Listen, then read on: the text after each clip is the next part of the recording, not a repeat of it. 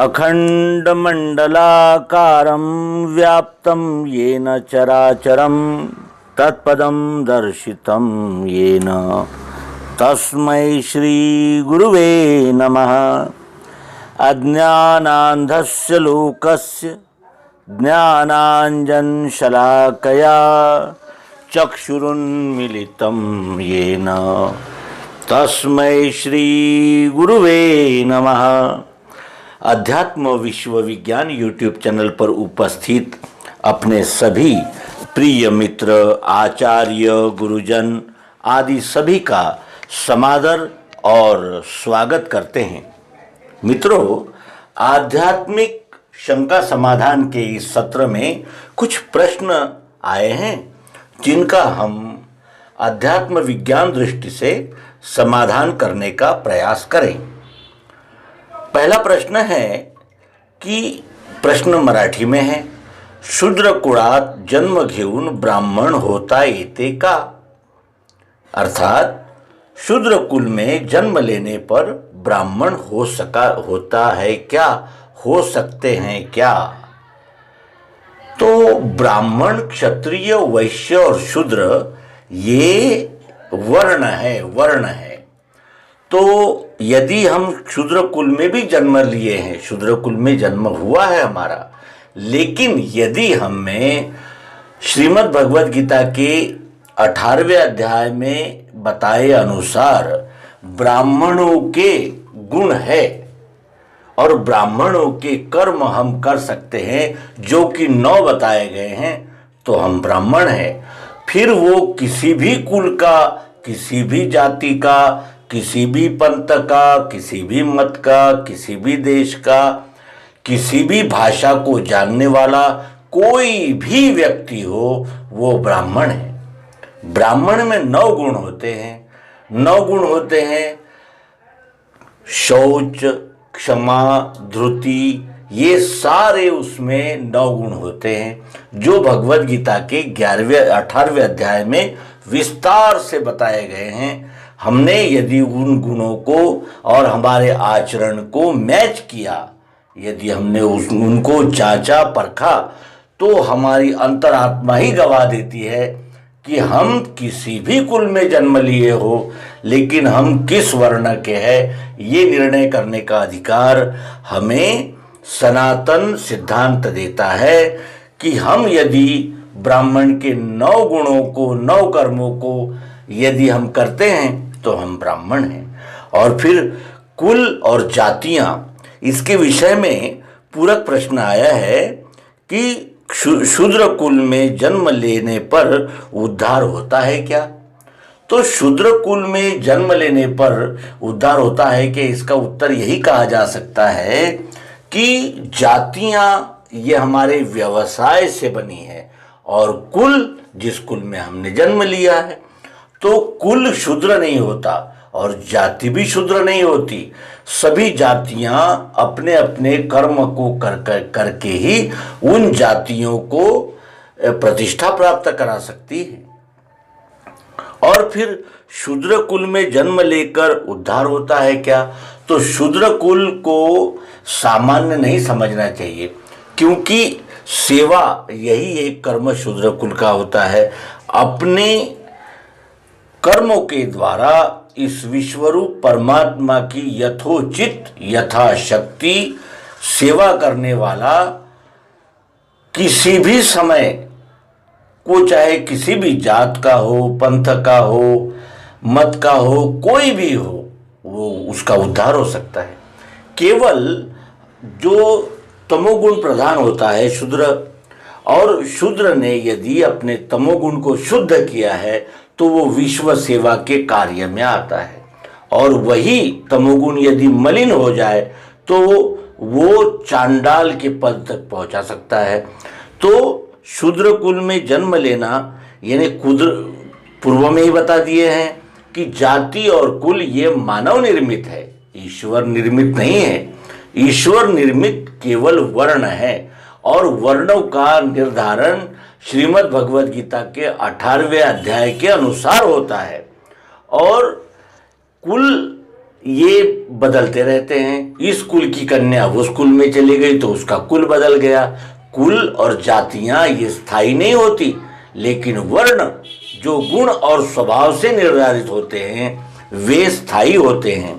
और शूद्र कुल में जन्म चाहे हो जाए, लेकिन अगर हम कर्म से ब्राह्मण हैं या कर्म से क्षत्रिय है या कर्म से वैश्य है, या फिर हमारा तमोगुण शुद्ध हो चुका है और हमारी सेवा यदि विश्वरूप परमात्मा के समर्पित भाव से यदि हम करते हैं तो वो भी परम पावन हो जाती है। और ऐसे शूद्र का भी उद्धार निश्चित होता है जो विश्व सेवा के लिए ही अपने कर्म करता है। अब प्रश्न तीसरा है कि धर्म और अधर्म एक ही पिता के पुत्र है, दोनों में इतना अंतर क्यों है और कैसे? तो ये तो इतिहास प्रसिद्ध बात है कि कौरव और पांडव एक ही कुल के थे, लेकिन कुछ धर्मी थे कुछ अधर्मी थे। धर्म क्या था? न्याय नीति से चलना धर्म है, और न्याय नीति को छोड़कर अपने स्वार्थ के लिए नीच से नीच कृत्य करना ये अधर्म है। तो धर्म और अधर्म, जैसे एक ही घर में कितने ही जीव पलते हैं, एक ही पिता की कितनी संतानें होती है, तो क्या सभी संतानें एक ही स्वभाव की होती है? नहीं होती। क्यों? क्योंकि गत जन्म के संस्कार लेकर ये जीव आता है, और इसीलिए धर्म और अधर्म एक ही पिता के पुत्र है, ये अवश्य ही सत्य है। लेकिन अपने अपने कर्म प्रधान विश्व रचि राखा, जो जस करहि सो तस फल चाखा। इस सिद्धांत के अनुसार दोनों में अंतर रहेगा ही, और उसी अंतर के वजह से ऊर्ध्वगति और अधोगति ये निश्चित होगी। फिर चौथा प्रश्न आया है कि न में कर्म फले स्पृहा का आशय क्या है? न में कर्म फले स्पृहा, जब जब हम अपने स्वयं के लिए कर्म करते हैं तब तक हमें कर्म फल की आशा रहती है, इच्छा रहती है, और कर्म फल की इन्हें जिसे कहते हैं कि अपेक्षा रहती है। लेकिन जब हम अपने कर्म को विश्वरूप परमात्मा के चरणों में समर्पित कर देते हैं तब फिर हमारा फलेच्छा की इच्छा ही नहीं रहती। जैसे श्रीमद् भगवद गीता में भगवान श्री कृष्ण जी अर्जुन को युद्ध के लिए प्रेरित कर रहे हैं, प्रोत्साहित कर रहे हैं, दिग्दर्शित कर रहे हैं। क्यों? युद्ध तो विभत्स कर्म है, हिंसात्मक कर्म है, लेकिन वो क्या कहते हैं कि तुम ये युद्ध करो, तुम्हें पाप नहीं लगेगा। क्यों? पाप क्यों नहीं लगेगा? क्योंकि ये कृत्य तुम अपने स्वार्थ के लिए, अपने अहंकार को समाधान देने के लिए नहीं कर रहे हो। ये युद्ध तुम न्याय की प्रतिष्ठापना के लिए कर रहे हो, जो क्षत्रिय का परम कर्तव्य है। और इसीलिए न में कर्म फले स्पृहा, यानी कर्म फल की इच्छा आशा उसी को नहीं रहती जो सभी कर्म विश्वरूप परमात्मा को समर्पित करता हुआ करता है। और विश्वरूप परमात्मा को कर्म समर्पित करना, इसका आशय यह है कि विश्वरूप परमात्मा की सेवा के लिए जो कर्म किए जाते हैं उन कर्म फलों की स्पृहा नहीं रह सकती, और न रखना चाहिए और न रहेगी। क्यों? क्योंकि वो कर्म तो विश्वरूप परमात्मा को समर्पित हो चुके हैं। और इसीलिए न में कर्म फले स्पृहा, ये भगवान श्री कृष्ण जी कह रहे हैं कि मुझे कर्म फल की कोई इच्छा नहीं है, क्योंकि हम जानते हैं कि जो भी हम कर्म करते हैं उसमें दो विभाग होते हैं, एक व्यष्टि सुख के लिए और दूसरा विश्व सेवा के लिए। जब जब हम विश्व सेवा के लिए कर्म करेंगे तब तब हमें कर्म फल की स्पृहा नहीं रहेगी, क्योंकि वो कर्म समर्पित भावना से किए जाते हैं। अब अंतिम प्रश्न की ओर चलें, और प्रश्न अत्यंत गहरा है, गहन है। प्रश्न कह है कि दिव्य दृष्टि क्या है? कैसे प्राप्त होती है और प्राप्ति का चिन्ह क्या है? दिव्य दृष्टि है देखने का डायमेंशन, दृष्टिकोण। एक ही कन्या है, वो किसी की पुत्री है, किसी की पत्नी है, किसी की बहन है। एक ही कन्या की ओर देखने का जो डायमेंशन है, जो दृष्टिकोण है, वो कैसा है? विभिन्न प्रकार का है। पिता अपनी पुत्री की ओर देखता है वात्सल्य भाव से, पति अपनी पत्नी की ओर देखता है प्रेम भाव से, भाई अपने बहन की ओर देखता है तो स्नेह भावना से। तो देखने की दृष्टि में अंतर है। दिव्य दृष्टि क्या है?